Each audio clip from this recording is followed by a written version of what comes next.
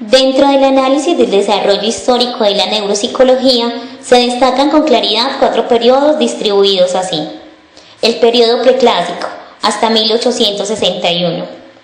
Hipócrates estudió de las alteraciones del lenguaje 400 años antes de Cristo. Hace las primeras referencias a la incapacidad cognitiva producida por las lesiones cerebrales, enfocada principalmente a las alteraciones del lenguaje, y asimismo hace mención a 2 tipos, los afonos y los anaudos. Valerius Maximus realiza su aparición durante la época del Imperio Romano y hace una descripción del primer caso de alexia traumática. Boileau, siglo XIX, énfasis en las variadas descripciones asociadas a las secuelas del daño cerebral sobre la actividad comportamental. Cita 2 tipos de afasia, la articulatoria y la amnésica, correspondiente a las formas motora y sensorial de la amnesia. Lordat, en 1843, hace referencia vinculada a este enfoque dicotómico de las afasias y distinguió la pérdida de la capacidad para producir palabras de la pérdida de la capacidad para recordarlas. Ogle, en 1867, introduce el término de la grafia refiriéndose de esta forma a una alteración en la capacidad para escribir. Frank Gahn, precursor de la ciencia forenológica, su teoría principal consiste en afirmar que los hemisferios cerebrales incluyen órganos independientes, quienes sustentan las cualidades intelectuales y morales. Asimismo, plantea que toda actividad cognitiva es resultado de la actividad cerebral. Esta ciencia de la frenología, aunque muy rechazada por algunos y actualmente subestimada, se considera como precursora de la neuropsicología. En este periodo, como observa a través de las teorías expuestas, hay un énfasis en las alteraciones producidas por lesiones cerebrales y más enfocadas aún en las alteraciones del lenguaje hablado y escrito. Periodo clásico, desde 1861 hasta 1945. Este periodo se ve caracterizado por el surgimiento de 2 puntos de vista diferentes sobre las funciones cerebrales y las alteraciones cognitivas procedentes de sus alteraciones. Teoría localizacionista. Broca. Descripción de las afasias por medio de la observación post-mortem de los cerebros de pacientes que mostraban alteraciones del lenguaje.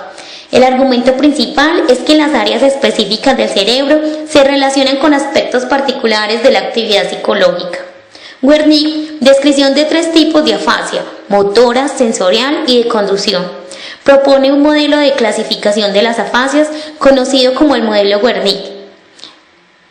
Teoría holista. El argumento principal. Las alteraciones producidas en los pacientes no son el resultado de una lesión en sitios particulares del cerebro, sino de los cambios globales que ha sufrido el cerebro.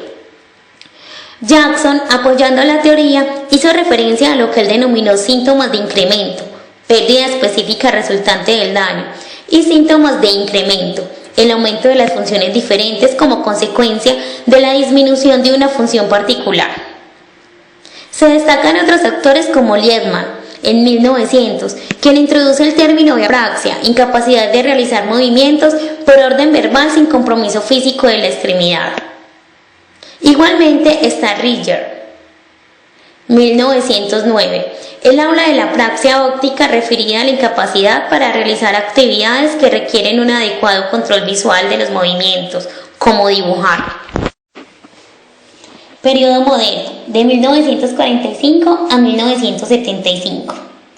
La principal característica del periodo es la posguerra y las investigaciones en pacientes con lesiones cerebrales y las alteraciones cognitivas subsecuentes.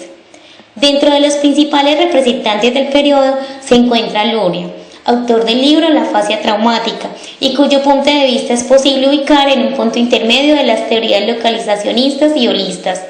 Él plantea que los procesos psicológicos representan sistemas funcionales complejos que requieren de eslabones complejos para su realización normal. De la misma manera, en este periodo se presenta el surgimiento de diversos investigadores a lo largo de toda Europa y hace que el mismo sea de gran productividad en materia de investigaciones y descubrimientos que permiten la consolidación de la neuropsicología como un área de actividad científica y profesional. Periodo contemporáneo, desde 1975. caracterizado por el surgimiento de nuevas tecnologías que permiten perfeccionar las técnicas de investigación no invasivas, como las tomografías y resonancias magnéticas, que ayudan a visualizar el funcionamiento del cerebro, mientras los pacientes están realizando diversas actividades como leer, hablar, etc., y así identificar con mayor precisión las áreas asociadas con funciones específicas. Igualmente está el surgimiento de métodos de rehabilitación para pacientes con alteraciones cognitivas y finalmente el aumento en publicaciones e investigaciones sobre neuropsicología que ahondan en la investigación del tema. El encéfalo es la parte del sistema nervioso central alojado en el cráneo y está construido por el cerebro, tallo cerebral y cerebelo. La simetría cerebral es una característica fundamental de la organización del sistema nervioso. Los principales procesos psicológicos presentan un mayor o menor grado de diferenciación hemisférica. Entre ellos, el lenguaje es posiblemente uno de los procesos más llamativamente lateralizados. La simetría cerebral se podría definir como la existencia de una diferencia anatómica, funcional o bioquímica entre ambos hemisferios cerebrales. El hemisferio derecho procesa la información pasando de lo general a lo particular. En otras palabras, ve el panorama global antes que los detalles.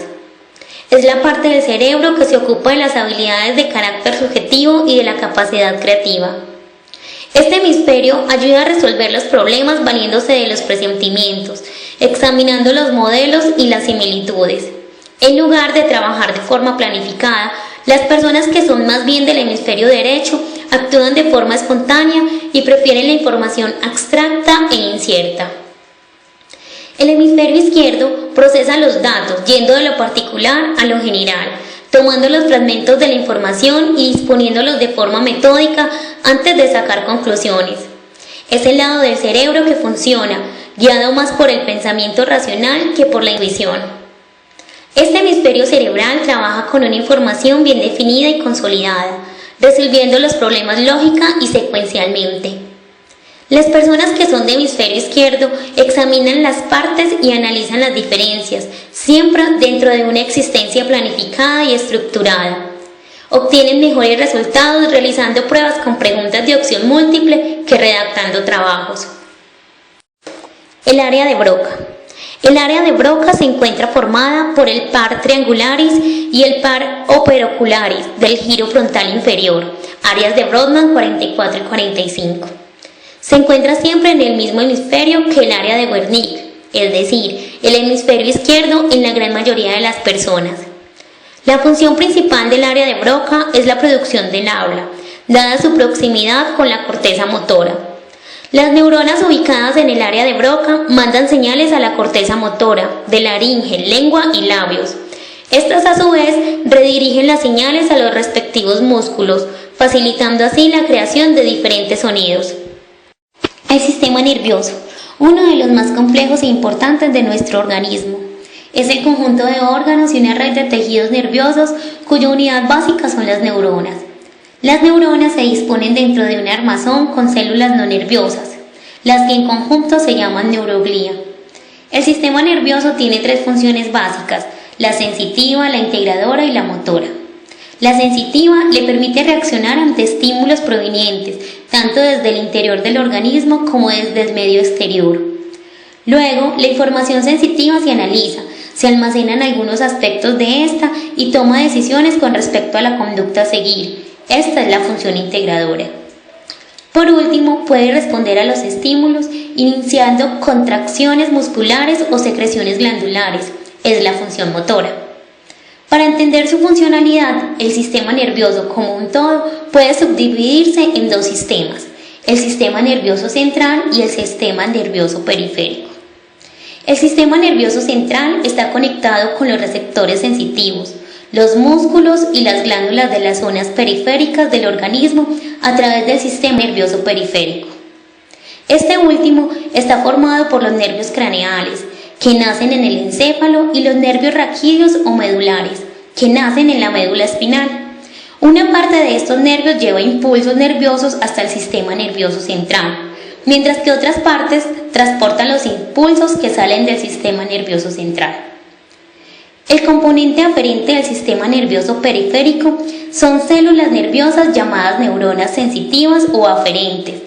Conducen los impulsos nerviosos desde los receptores sensitivos de varias partes del organismo hasta el sistema nervioso central y acaban en el interior de este. El componente eferente son células nerviosas llamadas neuronas motoras o eferentes.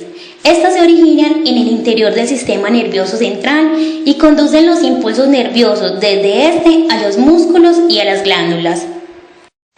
Clasificación anatómica del sistema nervioso. Está formado por dos divisiones principales, sistema nervioso central y sistema nervioso periférico. El sistema nervioso central está formado por el encéfalo, que comprende el cerebro, cerebelo, la lámina cuadrigémina con los tubérculos cuadrigeminos, y el tronco del encéfalo o bulbo raquídeo, y por la médula espinal. Los tubérculos cuadrigeminos constituyen un centro de reflejos visuales. Los tubérculos son 4 y se dividen en 2 superiores y 2 inferiores. En la región interior de dichos tubérculos se encuentra la glándula hipófisis, alojada en la silla turca del hueso esfenoides y que controla la actividad del organismo. Clasificación funcional. Funcionalmente, el sistema nervioso periférico se divide en sistema nervioso somático y sistema nervioso vegetativo o autónomo. El sistema nervioso somático está compuesto por nervios espinales, 31 pares de nervios que envían información sensorial, tacto, dolor, del tronco y las extremidades hacia el sistema nervioso central a través de la médula espinal. También envían información de la posición y el estado de la musculatura y las articulaciones del tronco y las articulaciones para el control de la musculatura esquelética. Nervios craneales, 12 pares de nervios que envían información sensorial procedente del cuello y la cabeza hacia el sistema nervioso central. Reciben órdenes motoras para el control de la musculatura esquelética del cuello y la cabeza. El sistema nervioso vegetativo autónomo se compone de centros vulvares y medulares, así como de 2 cadenas de 23 ganglios situados a ambos lados de la médula espinal y preside las funciones de respiración, circulación, secreciones y en general todas las propias de la vida de nutrición. Los órganos inervados funcionan con entera independencia de nuestra voluntad, por esto se les llama sistema autónomo. Atendiendo al origen y función de las fibras nerviosas, el sistema nervioso autónomo se divide en 2 grandes grupos, el sistema nervioso simpático y parasimpático. El sistema nervioso simpático, sus fibras se originan en la médula dorsolumbar y su función es descargar energía para satisfacer objetivos vitales. Mientras el sistema nervioso parasimpático, sus fibras nacen en los centros vulvares y sacro e intervienen en los procesos de recuperación. Se encarga del almacenamiento y administración de la energía. Ambos sistemas tienen funciones antagónicas y complementarias. El nervio más importante del sistema parasimpático se llama neurogástrico y sale del bulbo raquídeo. Tejido nervioso. Los órganos que integran el sistema nervioso están formados fundamentalmente por el tejido nervioso, cuyos elementos constitutivos son las neuronas, que dan origen a la sustancia gris, formada por los cuerpos neuronales, y la sustancia blanca formada por las fibras nerviosas o axones y sus vainas. Desde el punto de vista funcional, la sustancia gris forma centros de procesamiento de la información y en la sustancia blanca se agrupan vías de conducción aferentes y eferentes y las vías de comunicación de dichos centros entre sí. La información llega a los centros superiores desde la periferia, pasando por una serie de centros intermedios y lo mismo sucede con las respuestas que desde los centros superiores llegan a la periferia atravesando un número variable de centros de procesamiento. La neurona. La unidad anatómica y funcional del tejido nervioso es la neurona, célula altamente especializada cuyas propiedades de excitabilidad y conducción son la base de las funciones del sistema. Puede distinguirse en ella un soma o cuerpo celular, en el que se hallan los diversos organulos citoplasmáticos, neurosomas, mitocondrias, aparato de Golgi, grumos de Nisi, neurofibrillas, etc., y un núcleo voluminoso. Del cuerpo celular arrancan 2 tipos de prolongaciones, las dendritas y un axón. Las dendritas se ramifican en ramas de segundo y tercer orden, cuyo calibre disminuye a medida que se alejan del cuerpo neuronal. El axón es el único y su calibre generalmente uniforme en toda su longitud se ramifica solo en la proximidad de su terminación. Los nervios. Sus elementos constitutivos fundamentales son los axones, que se hallan rodeados de tejido conectivo. Los axones conducen impulsos nervios desde o hacia el sistema nervioso central. En el sistema nervioso central pueden distinguirse neuronas motoras, cuyos axones lo abandonan para incorporarse a los nervios y alcanzar a los efectores, glándulas, músculos, otras neuronas y neuronas sensitivas, ubicadas en los ganglios espinales, a las que llegan los impulsos de la periferia, luego que continúan para ingresar en el sistema nervioso central. Según esta distinción se denominan los axones motores y sensitivos. La mayoría de los nervios son mixtos, ya que poseen ambos tipos de axones. Ganglio. Se denomina ganglio al conjunto de células nerviosas que se encuentran en el curso de los nervios. Es por lo tanto masa de sustancia gris. Los ganglios del sistema neurovegetativo se dividen en cervicales, que son 3, dorsales, que son generalmente 12, lumbares abdominales, que son 4, pero pueden ser 3 o 5, simpático sacro, que son 4 y a veces 5. Células gliales. Las células gliales o glía son células del sistema nervioso que se encargan principalmente de funcionar como soporte para las neuronas. Además, intervienen de forma activa en el procesamiento cerebral de la información. De forma estrellada y con numerosas prolongaciones ramificadas, estas células vienen a ser el pegamento del sistema nervioso, porque envuelven el resto de las estructuras del tejido mediante delgadas lengüetas que se interdigitan entre ellas, formando una cerrada trama. Además, las glías proporcionan a las neuronas los nutrientes y el oxígeno que necesitan, separan a unas neuronas de otras, las protegen de patógenos o las eliminan cuando las neuronas mueren. Neuroglía. Las neuronas del sistema nervioso central están sostenidas por algunas variedades de células no excitables que en conjunto se denominan neuroglía, neuro de nervio y glía de pegamento. Estas células en general son más pequeñas que las neuronas y las superan en 5 a 10 veces en número. Los meninges. Todo el eje encefaloespinal se halla envuelto y defendido por el tejido conectivo fibroso que forman las meninges, la dura madre, la pia madre y la aracnoides. La dura madre es una cubierta gruesa y resistente que a nivel del cráneo está adherida a la tabla interna de la calota y a nivel medular está rodeada por el espacio epidural. Debajo de la dura madre se encuentra la aracnoides, estructurada por un tejido conectivo dispuesto en forma de una tela de araña.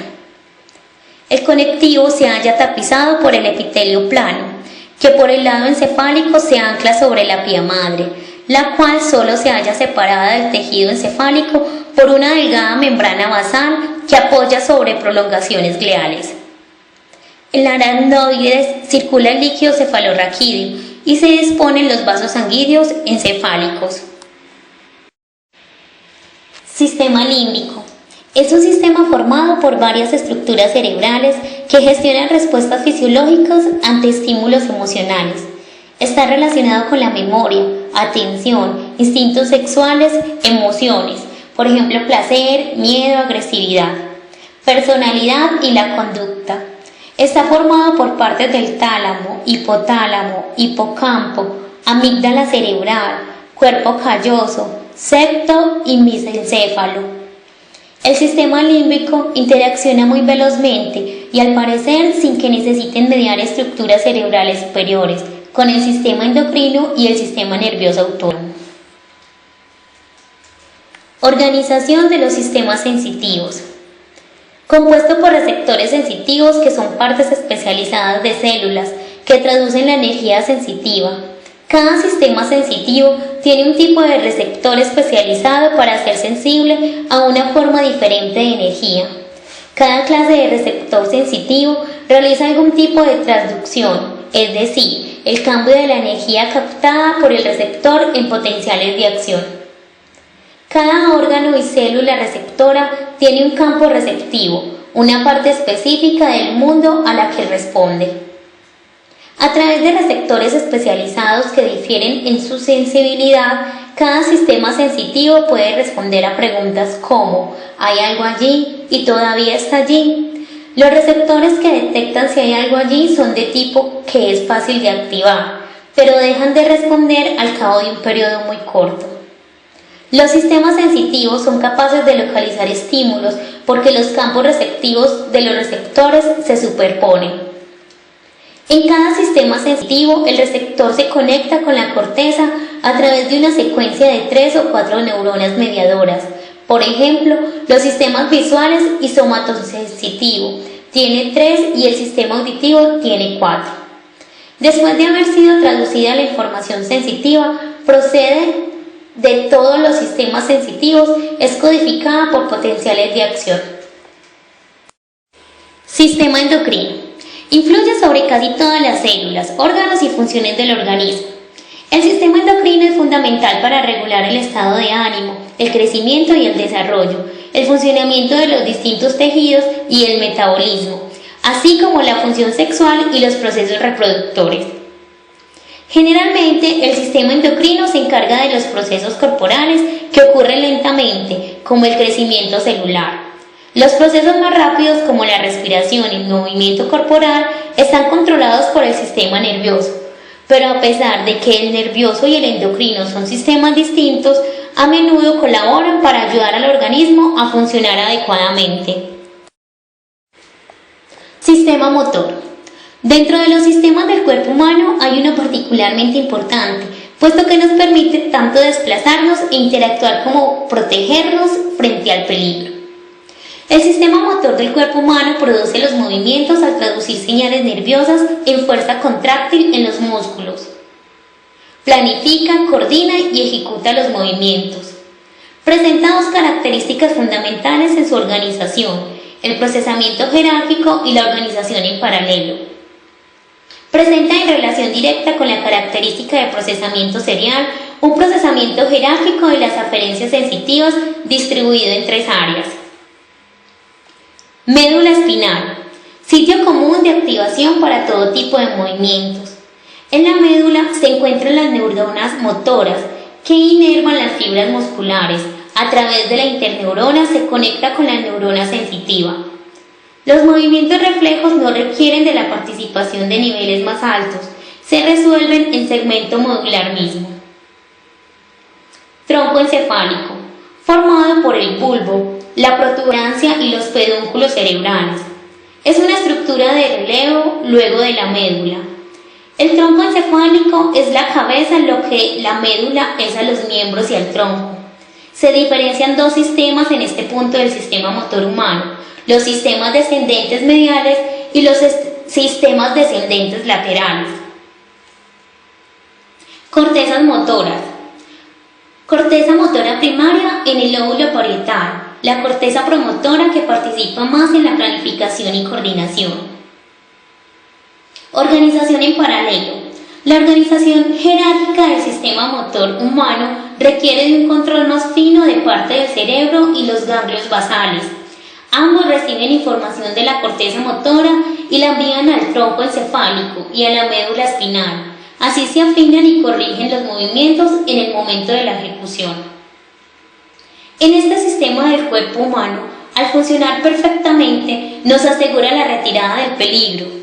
Esto sucede porque el sistema motor humano se encarga de 3 tipos de movimientos esenciales para nosotros: movimientos reflejos, patrones coordinados e involuntarios de contracción y relajación muscular.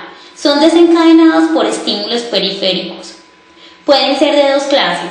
Los reflejos medulares son movimientos estereotipados, desencadenados por la activación de los receptores situados en la piel o en los músculos. Se integran con las órdenes motores generadas generalmente para producir movimientos adaptativos. La segunda clase incluye a los reflejos vestibulares.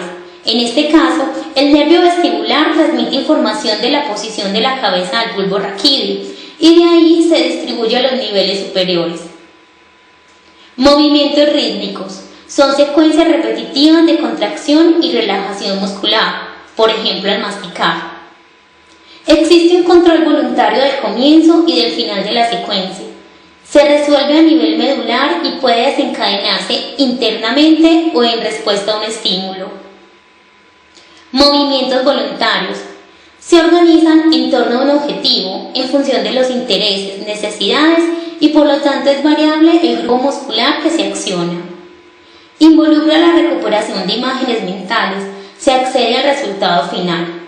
Aumenta la precisión y la velocidad por aprendizaje o experiencia. En los movimientos voluntarios, la corteza motora codifica los parámetros absolutos que determinan los músculos usar, qué fuerza y en qué dirección. La corteza promotora singular toma los aspectos relativos que dependen del objetivo. Recibe su información de la corteza frontal, que es la que propone el objetivo del movimiento. También toma la información de la corteza somatosensitiva y de los ganglios basales. Dentro de los sistemas del cuerpo humano, el sistema motor humano es una muestra de la complejidad que nos constituye y del misterio que aún envuelve a nuestra especie como muestra de la evolución permanente. Trastorno de lectura o dislexia.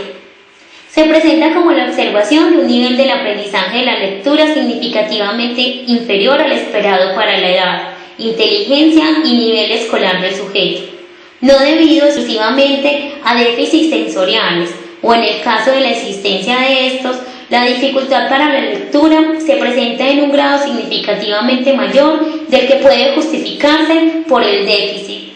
La forma de evaluación para el diagnóstico debe ser siempre realizada de forma individual, mediante la aplicación de pruebas estandarizadas. Inicialmente pueden observarse dificultades para identificar las letras o sonidos, pero los errores habituales son más tardíos y suelen consistir en omisiones, distorsiones, sustituciones o adiciones de palabras o partes de ellas.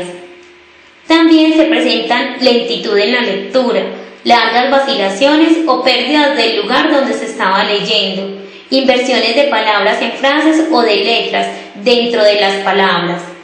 Otros signos en la comprensión de la lectura, como la incapacidad de recordar lo leído, no poder sacar conclusiones de lo leído y recurrir a conocimientos generales para contestar preguntas sobre lo leído. Trastorno de la expresión de la lengua escrita o disgrafía. La disgrafía puede definirse en términos generales como un déficit de habilidades en la escritura no explicables por trastornos motores, deficiencia mental, falta de motivación u oportunidad educacional adecuada. Se considera como una perturbación en la escritura espontánea, ya que la capacidad de copiar está intacta.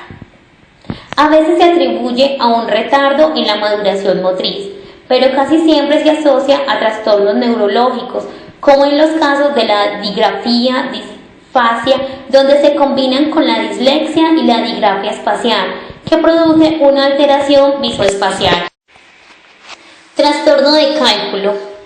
Se trata de una alteración de la capacidad de aprendizaje de la aritmética no explicable por retraso mental o mala escolaridad del sujeto.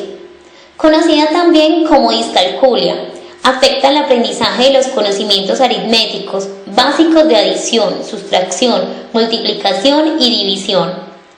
Puede consistir en una falta de comprensión de conceptos o de los términos o signos matemáticos, no reconocimiento de símbolos numéricos, dificultad en el manejo de reglas aritméticas para alinear números según las operaciones o insertar decimales o símbolos, mala organización espacial de los cálculos y falta de capacidad para aprender las tablas de multiplicar. Este trastorno suele asociarse al trastorno de la lectura o al trastorno de la expresión escrita. Trastornos del aprendizaje. Es una serie de dificultades en el aprendizaje de las habilidades académicas, particularmente lectura, cálculo y expresión escrita.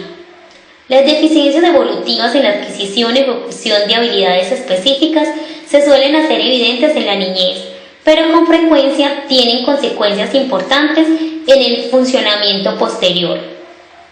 Se manifiesta un retardo general de todo el proceso de aprendizaje, observándose lentitud, desinterés, deficiencia en la atención y concentración, afectando el rendimiento global. Estas características se presentan en niños con un desarrollo normal y con inmadurez en el área cognitiva o verbal, lo que provocaría una lentitud para aprender. Trastorno por déficit de atención con hiperactividad, TDAH. Es un trastorno de origen neurobiológico que se caracteriza por un desarrollo inapropiado del nivel de atención, hiperactividad, impulsividad presente antes de los 7 años y que produce un deterioro clínicamente significativo en 2 o más áreas, aspectos de la vida del niño. Las dificultades para mantener la atención y conductas de hiperactividad, impulsividad están presentes con mayor gravedad e intensidad de lo que suele verse en otras personas. Por lo tanto, los pacientes con TDAH pueden tener dificultades para mantener la atención, pueden ser hiperactivos e inquietos o pueden actuar de forma impulsiva. Los síntomas del TDAH se manifiestan en distintas actividades y áreas, como el colegio, el trabajo o en cualquier otro ambiente social. Este trastorno se inicia en la infancia, pero puede continuar en la adolescencia y en la edad adulta. Los trastornos del espectro autista, TEA, son un grupo de discapacidades del desarrollo que pueden causar problemas graves y hasta crónicos de socialización, comunicación y conducta. Las personas con TEA procesan la información en su cerebro de manera distinta a los demás. Se los llama trastornos de un espectro porque afectan de manera distinta a cada persona y pueden ser desde leves hasta muy graves. Aunque todas las personas con TEA presentan algunos síntomas similares, especialmente los relacionados con problemas en la interacción social. Los TEA suelen aparecer antes de los 3 años y duran toda la vida, pese a que los síntomas pueden mejorar con el tiempo. Algunos niños con TEA dan señales de que presentarán problemas futuros a meses de nacidos. En otros pueden ser que los síntomas no se manifiesten sino hasta los 24 meses o después.